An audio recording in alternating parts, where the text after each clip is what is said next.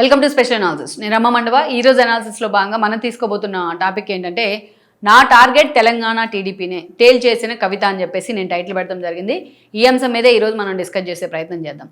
నేను చాలాసార్లు చెప్తా ఉన్నాను, ఈ మధ్య కవిత ఎప్పుడైతే తన తండ్రి మీద తిరుగుబాటు జెండా ఎగరేసి తన పార్టీని అనౌన్స్ చేసే ప్రయత్నం చేసిందో అప్పటి నుంచి కూడా ఫోకస్ ఒకటే ఉంది. నిజానికి అప్పటి నుంచే కాదు, ఎప్పుడైతే ఆమె సిబిఐ కేసులో ఈడీ కేసులో ఇరుక్కొని లిక్కర్ స్కామ్లో తిహార్ జైల్లో అంతకాలం ఉండి తిహార్ జైలు నుంచి బయటకు వచ్చిన తర్వాత ఆమెకి గతంలో లాగా తన తండ్రి వైపు నుంచి అంత ఆప్యాయత లభించలేదు, తన అన్న వైపు నుంచి వెల్కమ్ లభించలేదు. అప్పటి నుంచే ఆవిడకి అర్థమైంది, ఎన్ని రోజులు బీఆర్ఎస్లో ఉన్నా తన నెంబర్ 2 గానో నెంబర్ 3 గానో ఉండాలి, ఎప్పటికైనా కేటీఆర్కే ఆ రాజ్యాధికారం ఉంటుంది అనేది ఆవిడ డిసైడ్ అయిపోయింది. అందుకే ఏకంగా తన బాబు మీద, తన అన్న మీద, తన మామయ్య హరీష్ మీద అందరి మీద తిరుగుబాటు జెండా ఎగరేసి బయటకు వచ్చేసింది. ఇలాంటి సందర్భంలో డే 1 నుంచి మనం అబ్జర్వ్ చేస్తే కవిత టార్గెట్ ఒకటే ఉంది. ఎప్పుడైతే ఆమె బీఆర్ఎస్ మీద టార్గెట్ పెట్టింది, ఎందుకంటే బీఆర్ఎస్ నుంచి బయటకు వచ్చిన తర్వాత రోజు నుంచి బీఆర్ఎస్ లో ఎవరైతే అసంతృప్త నేతలు ఉంటారో వాళ్ళంతా తన వైపుకి రండి అని చెప్పింది. అంతేకాదు ఇక ఆ పార్టీ వచ్చేది లేదు, అధికారంలోకి చచ్చేది లేదు. సో బీఆర్ఎస్ తీసుకున్న 10 ఏళ్ల నిర్ణయాలను కూడా ప్రతిరోజు ఏదో ఒక రూపంలో ఎండగడుతూ నా టార్గెట్ బీఆర్ఎస్ఏ అన్నట్టుగా ఉంది. ఎందుకంటే ఆవిడకి అర్థమైపోయింది, ఈరోజు బీజేపీ కాంగ్రెస్ మీద ఆ స్థాయిలో ఫైట్ చేసే సీన్ లో లేదు. ఎంపీ సీట్స్ ఈక్వల్ గా వచ్చినా బీజేపీ ఎందుకు ఆ స్థాయిలో కోపప్ చేసుకునే ప్రయత్నం జరగట్లేదు. ఇంకా పొత్తుల కోసం వెంపర్లాడుతూ ఉంది బీఆర్ఎస్ తో. ఇప్పుడు కాంగ్రెస్ వన్ సైడెడ్ గా ఎవరు తమకు ప్రత్యర్థి లేరన్న ధీమాతో రేవంత్ రెడ్డి వెళ్తా ఉన్నారు. ఆ బీఆర్ఎస్ ఎప్పుడైతే చతికిల పడిందో మనం చూస్తే అసెంబ్లీ ఎన్నికలు ఓడిపోవడం, ఎంపీ ఎలక్షన్స్లో 0కు పడిపోవడం, ఒక కంటోన్మెంట్ కానీ అదేవిధంగా ఒక జూబ్లీ హిల్స్లో కేటీఆర్ పెర్ఫార్మెన్స్ 0 కావడం, ఆ తర్వాత వచ్చిన అనేక ఎన్నికలు పంచాయతీ కానీ మున్సిపాలిటీస్ కానీ అదేవిధంగా కార్పొరేషన్ కానీ వీటన్నిటిలో బీఆర్ఎస్ పెర్ఫార్మెన్స్ పెద్ద గుండు సున్నా కావడం, కనీసం సింగిల్ డిజిట్స్ వచ్చినాయి కొన్ని చోట్ల. ఇది ఇంకా పరువు పోగొట్టుకునే సందర్భం. ఇవి చూసిన తర్వాత చాలా మందికి అర్థమైంది ఏంటంటే బీఆర్ఎస్ పని అయిపోయింది అనేది ప్రూవ్ అవుతోంది, పని అయిపోయింది కాదు. ఇలాంటి టైంలో కవిత తిరుగుబాటు అనేది ఆ పార్టీని ఇంకా దెబ్బేస్తా ఉంది. అందుకే ఆ పార్టీలో ఉండే భవిష్యత్తు ఉండదు అనే క్లారిటీ కవిత ఇస్తా ఉంది. అందుకే మొన్నటిదాకా కవితను లిక్కర్ రాని అని తిట్టినోళ్ళు, అయితే కవిత మమ్మల్ని రోడ్డును పడేస్తుందని ఆ మీద విరుచుకుపడిన వాళ్ళు ఎవ్వరు కూడా బీఆర్ఎస్ లో ఈరోజు మాట్లాడట్లా. అంటే వీళ్ళంతా కూడా మనస్ఫూర్తిగా కవిత పిలిస్తే తమను వెల్కమ్ చేస్తే వెళ్ళడానికి కూడా చాలా మంది సిద్ధంగా ఉన్నారు. ఆ ఇండికేషన్ ఇస్తా ఉంది ఆవిడ. ఎందుకంటే బీఆర్ఎస్ పని అయిపోయింది, ఆ క్యాడర్ అంతా ఇటువైపుకి రండి, ఆ లీడర్స్ రండి, మీకు నేను న్యాయం చేసే ప్రయత్నం చేస్తాను రాజకీయంగా, నేను భవిష్యత్తులో ప్రత్యామ్నాయ శక్తిగా ఎదుగుతున్నాను, నేను ముఖ్యమంత్రి అవుతాను ఎప్పటికైనా ఛాలెంజ్ చేసి చెప్తా ఉన్నారు. గతంలో రేవంత్ రెడ్డి అలాగే చెప్పాలో అలాగే చెప్తా ఉన్నారు ఆవిడ. సరే, ఆవిడ లిక్కర్ స్కామ్ లో ఇన్వాల్వ్ అయిన కారణంగా క్లీన్ చిట్ వచ్చింది కింద కోర్టులోనే, రౌస్ అవెన్యూ, అంతేగాని పై కోర్టులో రాలే. సిబిఐ దాన్ని మళ్ళీ వెంటబడుతోంది, మళ్ళీ నోటీసులు కూడా ఇచ్చున్నారు. అయితే జనం ఇది ఎంతవరకు మర్చిపోతారనేది ఒక $1 బిలియన్ ప్రశ్న. అయినా తన ప్రయత్నాన్ని మాత్రం ఆపట్ల. దీన్ని ఎవరైనా సరే వెల్కమ్ చేద్దాం. ఇదే సమయంలో ఆమెను చాలా దారుణంగా క్యారెక్టర్ అసాసినేషన్ చేసే ప్రయత్నం జరుగుతోంది కేటీఆర్ వైపు నుంచి. ఇది మాత్రం ఎవరైనా ఖండించి తీరాల్సిందే. చాలా అసహ్యకరమైన ప్రయత్నం అది కేటీఆర్ని, తద్వారా కేసీఆర్ని కూడా డామేజ్ చేస్తూ ఉంది.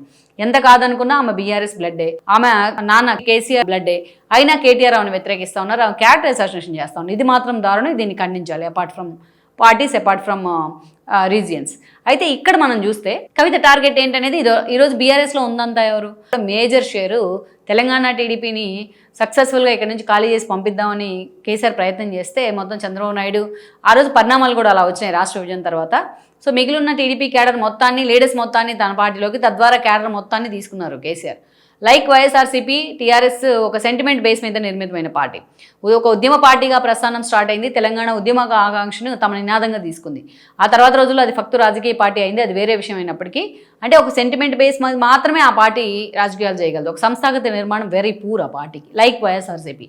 మనం చూస్తే తెలంగాణ ఆకాంక్ష అన్నారు, ఆ తర్వాత తెలంగాణ కోసం బొంద పురుగునైనా ముద్దు పెట్టుకుంటా అనేవాళ్ళు, ఆ తర్వాత తెలంగాణ నేనే తెచ్చాను, నేనే జాతిపితను అన్నారు. ఆ తర్వాత చంద్రబాబు నాయుడు, కాంగ్రెస్ కలిసి మళ్ళా తెలంగాణ ఏపీలో కలబోతుందని ప్రచారం చేశారు. చూడండి, మీరు ప్రతి ఎన్నికకు ఒక సెంటిమెంట్ కావాలి, టీఆర్ఎస్కి కానీ వైసీపీకి కానీ.